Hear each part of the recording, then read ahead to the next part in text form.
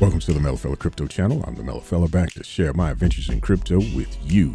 Be aware this is not financial advice. I'm not a financial advisor. Also, it's cold in these crypto streets. So always do your own research. Invest no more than what you are willing to lose. Protect your things and make sure you're taking some profits along the way. In this video, I want to talk about protecting your things. This is another protect your things video. And it is in response to a situation that unfortunately occurred to one of the Vulcan blockchain community members, namely Asa Spade. If you're not familiar with the situation, I'll get you up to speed on it. And if you're not aware of what the Vulcan blockchain is, let me tell you about that for a little bit. I've also included a link in the description area below for you to do some research. But the Vulcan blockchain is going to be the first of its kind, layer one, auto staking, auto rebasing, auto compounding, auto deflationary, again, layer one blockchain. That's huge. So do your research on that. It has a very awesome community, and there's a lot of activity, a lot of things going on there. So do some research into that project. Now, going back to our community member, Asa Spade. So Asa was part of another Discord group related to another project. And there was a moderator that posted a link that Asa clicked on. Then he connected his wallet, and a few days later, he noticed that he was missing some assets. So it was later identified that the moderator in question, that person's account was hacked, and there was a bad actor that got access to that account, posted the malicious link that started the issue. So, at first glance, you kind of think, well, why would he do that? You should have had, should have known better. Well, I'm going to do full disclosure here. I did a video about a month or so ago on not clicking links from people that you get in Discord and whatnot. And I have to admit, I actually went against my own guidance and clicked a link that was provided by what I thought was an official mod, just based on the history that I had with this mod in another project, kind of similar to what Asa did. So, the difference between Asa's situation and mine, though, I was able to catch it in enough time to go and revoke those permissions. None of my assets were taken. I was able to move my assets from that wallet that was affected over to another wallet. All was saved. But it just kind of goes back to say that, kind of shows you, right? Even when you have best intentions and you think you're doing something that is, or clicking on something that's coming from a reliable source, you always need to double check yourself. So that's kind of one thing that I wanted to talk through. Asa's going to be okay. The community has donated or continues to donate to a donation wallet that was set up for him. I've also included that donation link, or not link, but wallet address in the description area below. So if you are interested, willing, and able, whatever you can give Asa, show Asa some love. We'd appreciate that. Now, Asa's done a lot in the background for the safuu and Vulcan community. For those that were part of the safuu project, if you were aware, during basketball NBA season last fall or so, the safuu theme song was played during one of the preseason games, I believe. And that all came about just due to connections and hustle that Asa put out there.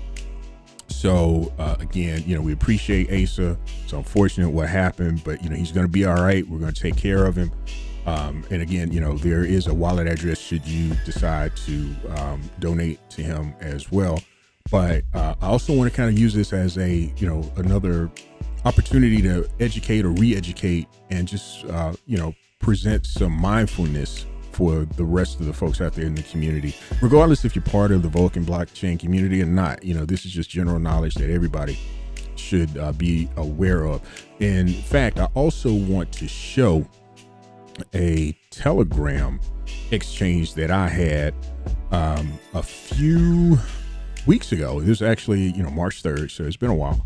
But this was an exchange that I had in Telegram with who I initially thought was a mod just based on the name, because in the group that this came from, there is a mod by the name of Achilles. Now, I was able to find out that this was a fake person. This was a scammer. So I edited this person's contact information to say such, right? So, Achilles fake mod scammer isn't the name of this person, but this is in my profile. They show up as that because I added that tag. But anyway, I just want to kind of briefly go over the exchange that I had with this individual to kind of show you a couple of things, and it will kind of also illustrate how I got caught off guard in the Discord situation that I had explained earlier. So I'm not going to read out the exchange in detail, but essentially I was responding to another person in that community who posted about a UI issue for an NFT. So we've got these NFTs. We couldn't see the images for them, although if you go to BSC scan, the NFTs were in our wallets. We were getting our rewards. There were no issues there. The only thing was we couldn't see the image. For me, didn't matter. I'm in it for the money. Don't care about the image. But there was some exchange about that, and I was just kind of validating, what I had observed to this person. And then this fake mod responds back to me almost instantly, forwarding me my initial message and then asking me which wallet did you delegate it with your account. So that was like flag number one, was why did you respond to me to help me with something that I didn't ask help for? So that was number one. Number two is the language here just doesn't read well. And the third part of this, delegate it with your account, right? Just using some language to make it sound official when it's just BS. So I responded back to this person. I had a little time. I'm like, all right, let's see where this goes. So I just respond back with delegated, right? What do you mean by delegated? So then they respond back, yes, so that we can run a check the issue on database now. And I want to highlight now. Okay. I'm like, I don't understand. Again, this statement doesn't read well. So I go on to say, I don't understand what is delegation. I know what delegation means. To me, delegation is, I'm giving someone authority to do something on my behalf, right? So I'm yielding my authority for someone to do something that, I typically would do, but I'm letting them do it for whatever reason, right? Maybe I'm out of town or something like that. But anyway, getting back to this. Their response to me is delegated means which wallet you're using with your account. So, okay, I know that this guy is a scammer. So I'm just, trying to take his time for a little bit since I had time at that point. So I asked, okay, how do I do that? And then they send me this link. Now, this link looks all kinds of fishy, right? It's 24/7 wallet fix. I don't need a wallet fix. There's no fixing of wallets, right? If you understand the blockchain, there's no fixing of wallets. You either have a wallet or you don't. You're either creating a wallet, you're using a wallet. You're not fixing wallets, right? You don't fix a wallet. So anyway, he goes on, you need to follow the process via web recertification. So again, recertification, you don't recertify anything on the blockchain. Okay. We're not recertifying anything. And if you did recertify, there's no recertification. I'm not even going to get into that. There is no recertification, period. End of story. All right. Then there's another link to a page. And I think this page is actually to a different site. So, they've got this person's got a couple of things going on here. So this link is different from this link. I know I'm not going to click on it, but I know that because I think I right clicked to see what the details were. I'm not going to do that here. But then anyway, so this person, he or she, is giving me strict instruction here. Choose your wallet on the web above and proceed on the connecting process, and then choose my wallet on the listed wallet dApp web page given to you above about to process. This just reads really poorly. And you will be given a QR code for the confirmation of the re-authenticator processing. So we went from recertification to re-authentication. Just a ton of technical jargon that makes no sense at all. And they go on to say, follow the process now, right? I highlighted now up here. Now we have now again, and let me know if you need further assistance now, right? So there's time pressure. There's time pressure that's being applied. I got to do this now. This is urgent, creating a sense of urgency. So again, I'm seeing right through this guy's person's BS. So I'm like, isn't the blockchain immutable? I'm just, trying to get them to respond to me, right? And they come back with, well, which wallet are you using? And, on and on and on. And then they ask me how things are going 20 minutes later, because I just stopped responding. I'm like, all right, I'm done. I've got better things to do with my time. So there's a couple of things to pull out of this. A lot of these scammers, they're going to use time pressure. And that's actually how I got caught up in the other Discord group, because I didn't know that mod that whose profile was used to post that link. I didn't know at the time that mod was hacked. There was no indication that mod was hacked. I wish I would have kept a screenshot of that image to show. I just don't have it. But anyway, there was no indication that mod was hacked. Also, the link that was posted by this supposed mod at the time, that looked really legitimate. It was under the guise of some sort of sweepstakes, and it looked extremely legit.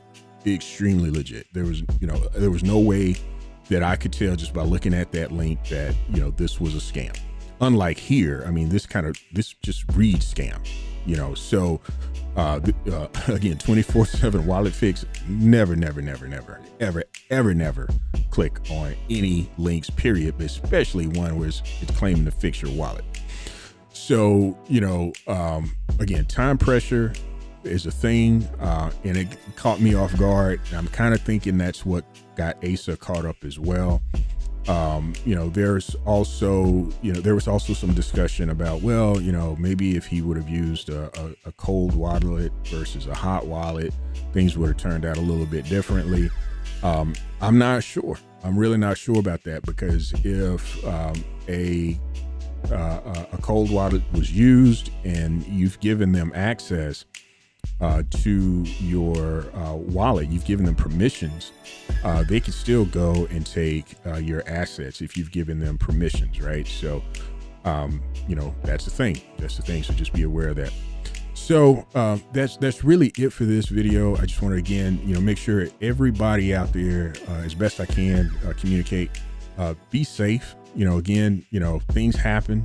It can happen to the best of us. Again, raise my hand. It happened to me. Fortunately for myself, I was able to catch it in time before anything malicious happened. Unfortunate for Asa that he wasn't able to catch it in time. However, this awesome community is supporting him, getting behind him, and helping him.